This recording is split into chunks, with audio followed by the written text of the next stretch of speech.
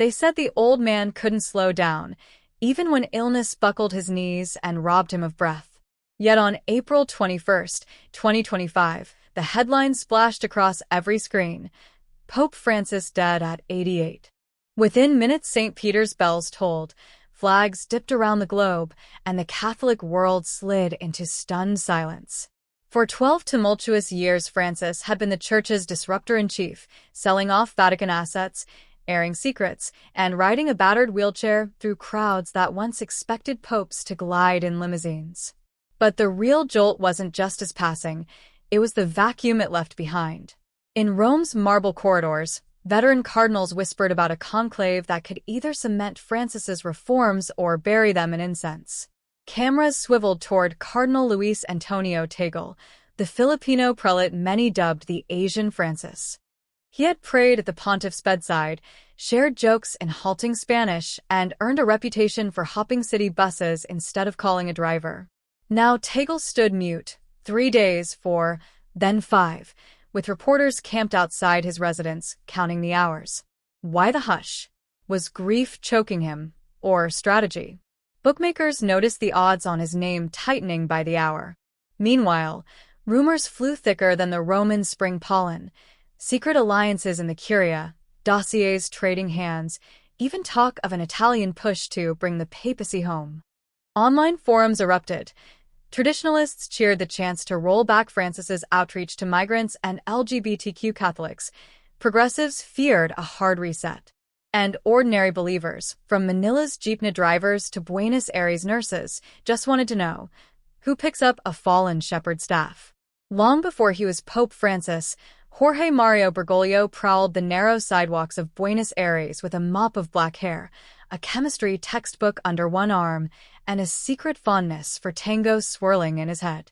Born in 1936 to Italian immigrant parents who scraped by on an accountant's salary, Jorge learned early that faith was cheap talk unless it fed hungry neighbors.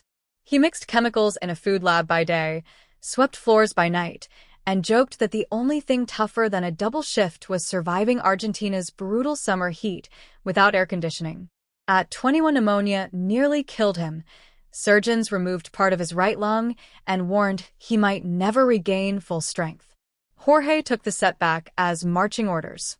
If breath was limited, he'd spend it loudly, preferably defending people no one else noticed. That clarity hit on spring day 1957, when he ducked into a neighborhood church for a quick confession and walked out convinced God was drafting him into full-time service.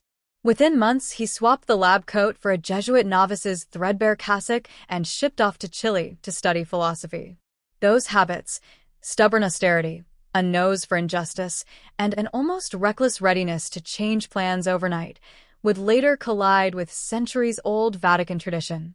But first, the chemical technician-turned-priest had to survive Argentina's darkest decades and a gathering storm inside his own order. Francis hit Rome like a thunderclap. Within months, he ordered the books open, slashed cardinals' perks, and created a new secretariat for the economy. Critics gasped when he shut thousands of Vatican bank accounts and docked his own aides' pay, yet the deficit finally shrank. The boldness only grew. In 2015, his Green Manifesto Laudato Si branded climate neglect a crime against the poor, winning praise from Greta Thunberg and fury from fossil fuel lobbyists. The next fight was geopolitical.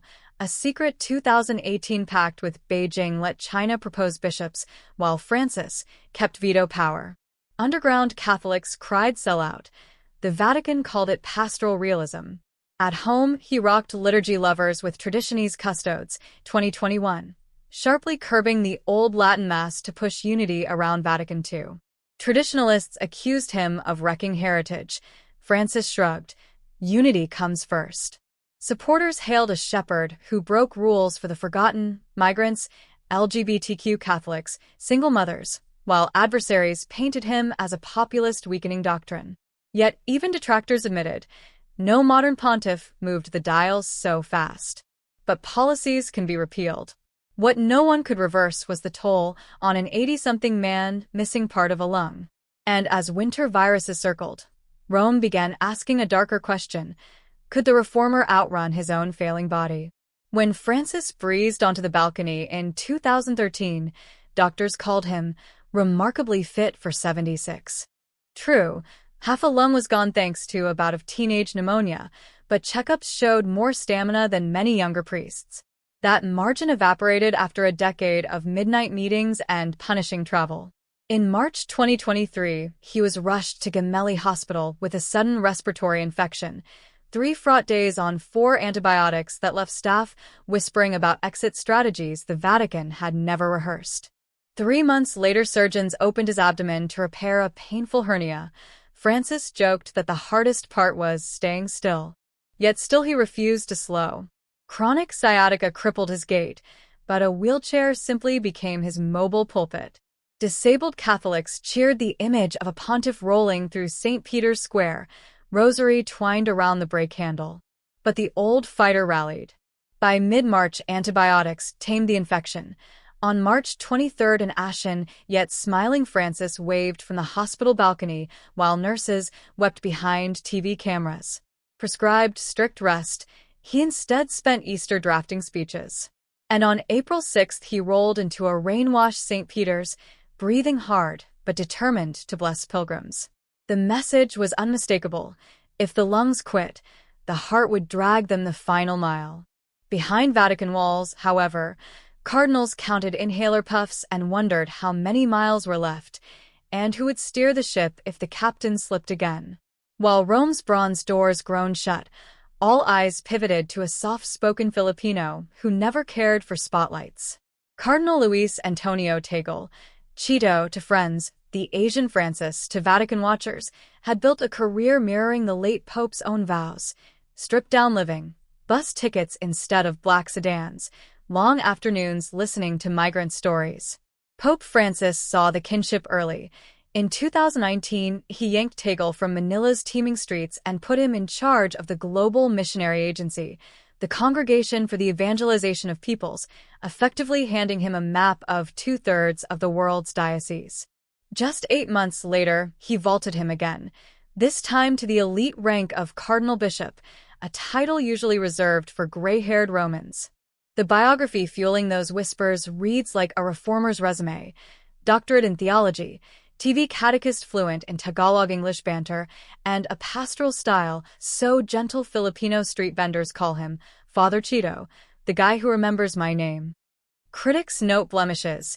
Administrative shakeups at Caritas Internationalis in 2022 left questions about his management spine, but even skeptics admit his charisma melts divides Francis never fully bridged.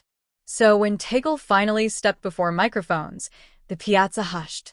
His voice cracked as he called Francis a shepherd who bore his cross with joy, yet he pivoted fast to the future, urging Catholics to walk the road the Holy Father opened. In a single paragraph, he delivered a eulogy, a roadmap, and some say, a subtle campaign launch. Whether that speech makes him pope or just kingmaker, one fact is clear. The quiet cardinal no longer hides in the choir stalls. He's standing center aisle, where the white cassock hangs within reach. With Francis laid to rest, the Vatican slips into sede vacante, literally the empty seat. For now, real power rests with Cardinal Kevin Farrell, the Irish-American Camerlengo who certified the Pope's death, sealed the papal apartment, and now runs day-to-day affairs while almost every other Vatican office pauses big decisions. Protocol is clock-tight. Funeral rites last 9 days. Then the College of Cardinals, only those under 80, must gather in Rome for a secret ballot held between the 15th and 20th day after the chair falls vacant. This time they've fixed May 7th for the first vote, exactly 16 days after Francis's passing, locking 135 electors inside the Sistine Chapel until white smoke curls above St. Peter's. Inside the Curia, smaller circles test other names: Ghana's Peter Turkson for climate justice, Italy's Matteo Zuppi for peace diplomacy, even Chicago-born Robert Prevost to surprise everyone. And quietly, conservatives hunt for a candidate who might roll back Francis's liturgical curbs. As cardinals file under Michelangelo's Last Judgment and the doors bolt shut, one truth looms: whichever faction secures the crucial 2/3 majority won't just choose a pope. They'll decide whether Francis's revolution survives its founder. Next, we'll see how one speech and one legacy could sway those ballots before the first smoke signal. For 12 whirlwind years, Pope Francis proved that a pontiff could trade red shoes for scuff loafers and still shake the pillars of St. Peter's. He sold off palatial apartments, kissed refugees' mud-stained feet, and, wheelchair-bound, turned hospital corridors into mobile pulpits. In death, he leaves no tidy ledger. He leaves questions. Will the Church keep that ragged humility or snap back to silk and ceremony? Meanwhile, the Sistine Chapel echoes with speculation. Parolin's diplomatic polish, Turkson's prophetic edge, Zuppi's peace credentials, all compelling, yet none erase Tagle's simple power, a smile that disarms and a resume stamped with Francis's own signature. Should the Filipino cardinal emerge in white, the global South would see itself at the Church's summit for the first time. Latin America might feel its reformers' torch pass safely on. But conclaves have a way of outwitting every pundit who places a bet. So we wait for the chimney's ancient signal. Black smoke for deadlock, white for destiny. Until then, one question hovers like incense over the Vatican courtyards. Will the next pope dare to finish the revolution, or file it quietly into history? Drop your thoughts below. Who should shoulder Francis's unfinished work, and what change must come first?